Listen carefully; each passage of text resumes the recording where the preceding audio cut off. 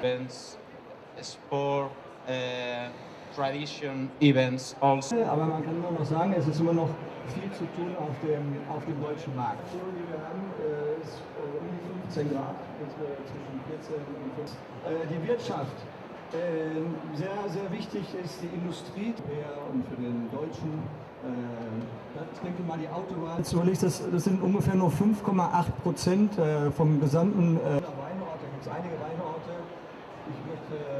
Ich hoffe, dass Sie auch wirklich Appetite auf eine neue Reise in gastronomy. Now, if you have some questions. Auch stark steigend in den letzten Jahren.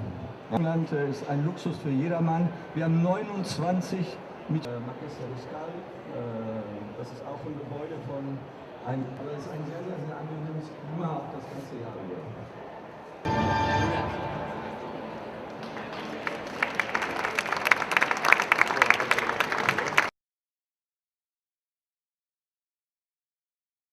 Hoy les hemos explicado el destino Bilbao-Vizcaya. Es un destino muy distinto a lo que están acostumbrados.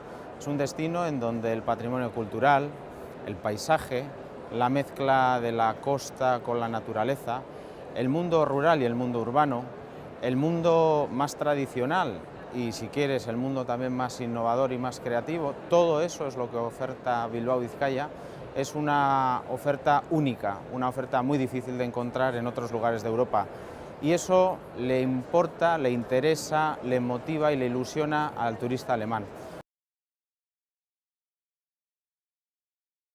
Gaur aukera izan dugu Alemaniako agentzeekin, turoperadorekin, gure Bilbao Bizkaiari buruz hitz egiteko, gure aukerei buruz hitz egiteko, eta uste dut oso inportantea izan dela. Gainera gertatzen ari den gauza bat ere azpimarratzekoa da, eta da urtetik urtera gero eta hobeto ezagutzen gaituela eta gero eta, gauza konkretuagoak ere eskatzen dituztela. Horregaitik gaude hemen Berlinen.